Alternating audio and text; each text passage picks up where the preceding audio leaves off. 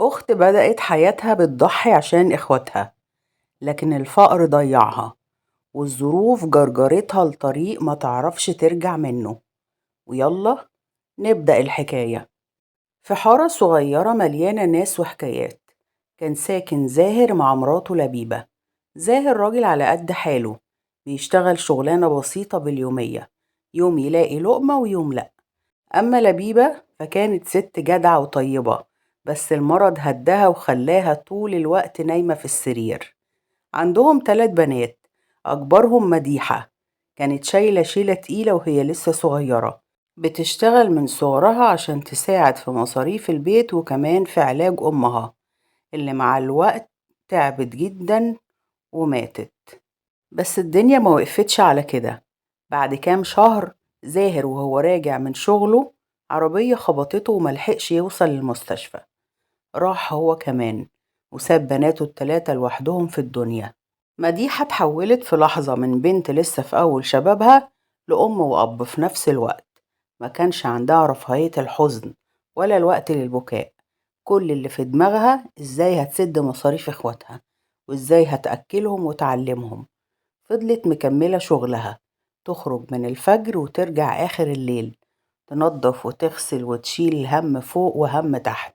والناس في الحارة بقوا يبصولها بعيون شفقة، بس ولا حد مد ايده يساعد، وكله كان بيقول الله يكون في عونها.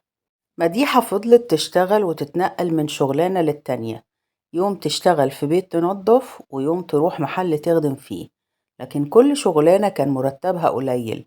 آخر شغل دخلته كان في محل ملابس صغير، بس ما استحملتش تكمل، المرتب قليل والضغط كبير عليها. قالت لنفسها أنا كده مش هعرف أربي إخواتي. وفي يوم وهي بتلف على المحلات في المنطقة دخلت محل وسألت صاحبه لو سمحت، لو عندك شغل يا حاج حتى لو أي حاجة صغيرة. الراجل هز راسه وقال لها للأسف والله يا بنتي ما عنديش، ربنا يسهلك. مديحة خرجت وهي مخنوقة، بس كان في واحد واقف جنبها بيتفرج على حاجات في الفاترينة وهي بتسأل الراجل. وبمجرد ما خرجت من المحل خرج وراها. مديحة مشيت في الشارع، لقت الشخص ده ماشي وراها وقرب منها وناداها يا أنسة استني لو سمحتي. وقفت مترددة وقلبها اتقبض شوية، لكنها لفت له وبصت عليه. قال لها بابتسامة وهدوء اسمي جلال وعندي مطعم، وكنت سامعي كنت بتسألي على شغل، لو عايزة ممكن تشتغلي معايا. مديحة اتلخبطت، ما كانتش عارفة تصدق ولا تقلق. جلال طلع ورقة صغيرة وكتب عليها رقم تليفونه وقال لها خدي وكلميني وتعالي بكرة على المطعم هفهمك كل حاجة ونتفق على الشغل. مديحة أخدت الورقة وهي مش عارفة ده خير ولا شر. وتاني يوم لبست مديحة هدومها البسيطة ومشيت لحد العنوان اللي كتبه لها جلال. قلبها كان بيدق ومش عارفة هتلاقي ايه مستنيها. وصلت قدام باب كبير عليه يافطة منورة. دخلت لقت جوه الجو مختلف، أضواء عالية ومزيكا عالية وريحة دخان وسجاير مالية المكان. قابلها جلال بابتسامة وقال لها اتفضلي يا مديحة، تعالي اقعدي. قعدت على الترابيزة في ركن هادي وبدأ يشرح لها بصي يا بنتي، ده كباريه، شغلك هنا انك تقعدي مع الزباين وتقدمي طلبات وتخلي الجو لطيف كده معاهم، مش محتاج تعب زي اي شغل كنت فيه قبل كده، وفي الاخر اجرك هيبقى كبير جدا. مديحة اتصدمت في الاول، كباريه؟ عمرها ما تخيلت نفسها في مكان بالشكل ده. فضلت ساكتة ودماغها مشوشة. جلال قرب منها وقال لها بصي حواليكي، كل البنات هنا زيك، كل واحدة ليها ظروفها، محدش في الدنيا هيقف جنبك غير الفلوس، وانا شايفك محتاجة تساعدي اخواتك، مش كده ولا ايه؟ الكلام وجعها لانه لمس جرحها. هي فعلا مش لاقية حل، والفلوس في البيت خلصانة، والمدارس عايزة مصاريف. بعد تفكير قصير اخدت نفس طويل وقالت بخجل ماشي يا استاذ جلال، هجرب. جلال ابتسم وقال لها أيوة كده، من بكرة نبتدي. رجعت مديحة البيت في نفس اليوم، لقت أختها سماح ورجاء قاعدين مستنيينها. ابتسمت وقالت لهم أنا لقيت شغل في مكان كويس وفلوسه حلوة، خلاص اطمنوا. إخواتها فرحوا وجريوا يحضنوها، وهي جواها قلبها بيترعش. ومن تاني يوم مديحة بدأت شغلها في الكباريه، بقت تتعود يوم ورا يوم على جو المزيكا العالي والزباين اللي بيضحكوا ويشربوا، وتفتح الأزايز وتقدم الطلبات. في الأول كانت حاسة بغربة، بس الفلوس اللي بتقبضها كل آخر يوم كان بينسيها التعب والكسوف. وفي ليلة من الليالي وهي قاعدة مع زبون على ترابيزة، دخلت عليها ست في نص الأربعينات اسمها عدلات. دي كانت معروفة هناك إنها واحدة من القوادات الكبار، ست داهية وعينيها بتلمع بالفلوس. عدلات وقفت تتفرج على مديحة وهي بتضحك للزبون بخجل، وبعد ما خلصت ندهت لها على جنب وقالت لها: تعالي يا حلوة، اسمك ايه؟ اسمي مديحة. بصي يا مديحة، شكلك نظيف ولسه جديدة، وأنا عندي شغل ليكي يخليكي تعدي أي بنت هنا، الفلوس هتغرقك من فوقك لتحتك. مديحة بصت لها بتردد وهي مش فاهمة تقصد ايه. عدلات قربت أكتر منها وقالت لها بنبرة واثقة: بدل ما تضيعي نفسك هنا كل ليلة بفتح الأزايز للزباين، تعالي معايا، شغل نضيف وفلوس كتيرة وهتعيشي ملكة. الكلام دخل في قلب مديحة زي السحر، فكرة الفلوس خلتها تنسى أي تردد. ومع مرور الأيام فعلا عدلات كسبت ودها وقغوتها، وخلتها تدخل عالم تاني، عالم الدعارة. وفي يوم وهي في شقة عدلات مع زبون، الباب اتكسر فجأة. هجوم، البوليس دخل والضباط مسكوا الكل متلبسين، ومديحة وقفت مكانها زي التايهة، مش عارفة تقول ايه ولا تعمل ايه. اتقبض عليها واتساقت للقسم، والتحقيقات ما أخدتش وقت طويلة، والأدلة كانت واضحة. وفي المحكمة اتحكم عليها ب3 سنين سجن. مديحة وقفت قدام القاضي والدموع نازلة من عينيها، مش مصدقة ازاي حياتها وصلت للدرجة دي، من بنت بتحلم تربي اخواتها لواحدة مدانة قدام المحكمة. عدت سنين السجن ال3 تقيلة زي الجبال على مديحة، كانت مستنية اللحظة اللي ترجع فيها للحياة من تاني. وأول ما خرجت ما كانش في بالها غير حاجة واحدة: بيت أبوها وإخواتها. مشيت بخطوات سريعة وقلبها مليان شوق وخوف لحد ما وصلت للبيت القديم، لكن الصدمة كانت أقوى من أي حاجة تخيلتها. البيت فاضي والباب مقفول بالتراب، والحيطة باين عليها الإهمال. دخلت تسأل الجيران: هو فين إخواتي؟ سماح ورجاء فين؟ الكل رفع كتفه وقال نفس الجملة: اخواتك سابوا المكان من زمان ومحدش يعرف لهم طريق. قعدت بالليل تفكر وتعيد حساباتها وقالت: انا لازم اعيش حتى لو لوحدي. فكرت كتير وفي الاخر قررت تسيب شقة ابوها وتدور على مكان جديد. لقت أوضة صغيرة إيجار بسيط في عمارة على قدها تقدر تعيش فيها لحد ما تظبط حالها. وتاني يوم نزلت تدور على شغل، كانت مصممة تبتدي من جديد حتى لو رجعت تنظف في البيوت وتخدم تاني في المحلات. تحت العمارة كان في محل كبير، صاحبه اسمه محمود، راجل في أواخر التلاتينات، مطلق مراته وعايش لوحده. من كتر ما كان بيشوف مديحة رايحة جاية عينه خدت عليها، لقى فيها هدوء ووقار، وبدأ قلبه يميل ناحيتها.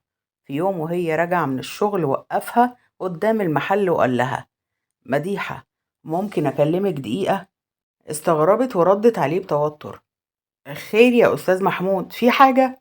بصراحة أنا من فترة بشوفك ولقيت فيكي اللي كنت بدور عليه، أنا عايزة أتجوزك. مديحة اتخضت وقلبها وقع في مكانها، حاولت تفتح الموضوع وتقوله: بصي يا أستاذ محمود، أنا عندي ماضي مش عايزة أخبي عليك. لكنه قطع كلامها وقال لها: لا لا لا لا، ما تحكيش حاجة، أنا مش عايز أسمع أي حاجة عن الماضي، اللي فات مات، أنا شايفك دلوقتي وعايز أبدأ معاكي من جديد. حاولت مرة تانية تشرح وتفهمه لكنه رفض يسمعها نهائي، كان مصر إنه يبدأ صفحة جديدة معاها. وبعد كام أسبوع فعلا اتجوزوا، ونقلها لشقة واسعة ونضيفة، وصرف عليها من غير حساب. مديحة حست إن الدنيا ضحكت لها من جديد، مستوى حياتها اتغير تماما، من أوضة إيجار على قدها لبيت مريح وفلوس وراحة ما كانتش تحلم بيها. مرت السنين بسرعة وعدت 20 سنة كأنهم طرفة عين. مديحة عاشت مع محمود في هدوء نسبي، ونسيت كتير من اللي حصل زمان. جابت له ولدين وربتهم بعناية، والولدين كبروا وتعلموا تعليم عالي، وتخرجوا من الجامعة بشهادات تفرح القلب. مش بس كده، لأ، الاتنين كمان اتوظفوا في شغل محترم. محمود في التوقيت ده بقى راجل كبير في السن، واضطر إن هو يقعد في البيت، وقعدته في البيت خلته تلاحظ كل كبيرة وصغيرة. وبقاله فترة واخد باله إن ولاده بيتأخروا برا البيت بشكل مش طبيعي. سألهم يردوا عليه بكلمتين ويغيروا الموضوع. في ليلة من الليالي قعد مستنيهم لحد الساعة 1 بالليل، لكن محدش رجع. من التعب قعد على الكنبة وغلبه النوم. مع أذان الفجر صحي فجأة على صوت باب وهو بيتقفل. بص لقى أولاده داخلين من باب الشقة سكرانين ومش قادرين يمسكوا نفسهم، وعينه ولعت نار في اللحظة دي. صرخ فيهم: ايه اللي انا شايفه ده؟ انتوا ازاي سكرانين كده؟ بعد العمر والتربية دي كلها تبقى دي النتيجة؟ الولاد ما كانوش قادرين يردوا، وقعدوا على الكرسي زي الخشب. محمود فضل يتخانق ويزعق وقلبه مولع من القهر. مديحة صحيت على دوشة العيال والزعيق، خرجت بسرعة، ولما شافت الموقف الكل افتكر إنها هتقف جنب جوزها وتوبخ ولادها. لكن الصدمة إنها صرخت في وش محمود: كفاية، سيبهم في حالهم، هما مش عيال صغيرة، هما أحرار يعملوا اللي هما عايزينه. محمود اتصدم من ردها، ودماغه ما استوعبتش، فضل واقف يبصلها كأن الدنيا وقفت في لحظة عنده. الموضوع ما وقفش عند إن مديحة زعقت في جوزها. الولاد نفسهم ابتدوا يعلوا صوتهم عليه ويردوا بقلة أدب: انت ملكش دعوة بينا، احنا كبار ونعرف نعيش حياتنا كويس. محمود حس إن الكلمة دي زي السكينة بتقطع في قلبه. المشادة كبرت بينهم والصوت عالي، ومفيش احترام ولا رحمة. في لحظة غضب مقدرش يستحمل أكتر، صرخ فيهم وقال: خلاص، انت طالق يا مديحة، وانتوا الاتنين ما بقاش ليكوا مكان في بيتي. طردهم كلهم برا، ومديحة وقفت مذهولة، ونزلوا كلهم على الشارع ما كانوش عارفين يروحوا فين. بس محمود رغم كل القهر اللي جواه كان من زمان مجهز شقة لابنه الكبير عشان يتجوز فيها. الشقة كانت فاضية ولسه ما توضبتش، لكن المفاتيح كانت مع الولد. مديحة خدت الولاد وراحوا على الشقة. الباب اتفتح، لقوا الشقة طبعا مش متوضبة ولسه فيها حاجات كتير قوي عايزة تتوضب، بس ما كانش فيه مفر قدامهم غير الشقة دي. بعد ما استقروا شوية في الشقة الولاد قالوا: نرجع الأمور زي زمان ونصالح أبونا على أمنا، يمكن الدنيا تهدى. لكن المحاولة وقعت على ودان صماء. محمود رافض يسمع أي كلمة، ومديحة قلبها اتحجر ومش عايزة حتى تفكر في فكرة الرجوع. الولاد فضلوا عايشين مع أمهم والشقة بقت بيتهم الجديد، بس عاداتهم القديمة متغيرتش. كل يوم سهرانين لحد الفجر، ويرجعوا مش قادرين يشيلوا حتى رجلهم. في يوم مديحة وقفت قصادهم وقالت لهم وهي متضايقة: يا ولاد، بدل ما تقعدوا تسهروا بره وتضيعوا فلوسكم على الناس، ليه ما تسهروش هنا في البيت؟ هاتوا أصحابكم، واللي بتدفعوه بره ادفعوه هنا، والبيت يبقى مليان ناس وضحك بدل ما يفضل مقبرة كده.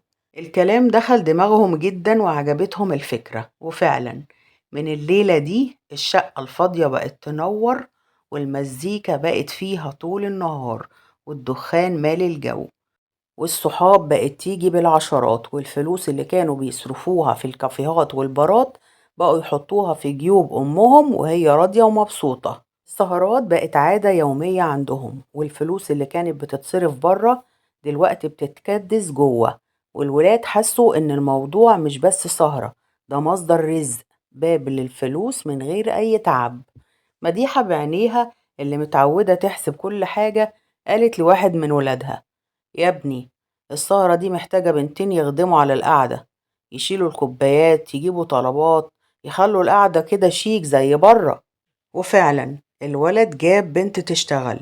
البنت في يوم دخلت المطبخ بكوبايات، وراها دخل واحد من أصحاب السهرة وحاول يقرب منها ويلمسها، لكن الصدمة إن البنت وافقت وكأنها مستنية اللحظة دي. واحد من الولاد شاف المشهد وجري على أمه وقال لها: ايه ده يا ماما؟ البنت دي جاية تخدم مش جاية للحاجات دي. مديحة ببرود غريب بصت له وقالت: مادام الاتنين راضيين يبقى احنا ملناش دعوة وكله بتمنه. هو في حد بياخد حاجة ببلاش في الزمن ده يا ابني؟ ومن اليوم ده الشقة ما بقتش شقة، بقت أوضة عمليات كاملة. ناس من كل بلد وجنسيات مختلفة، خليط من أصوات ولهجات، وسهرات ليل ما بتنتهيش. الفلوس بقت تجيلهم من كل ناحية، ومديحة مبسوطة وحاسة إن حياتها رجعت تتغير تاني. لكن النار مهما عليت لازم يجي يوم وتطفي. المباحث ابتدت تاخد خبر، وابتدوا يخططوا يوقعوهم متلبسين.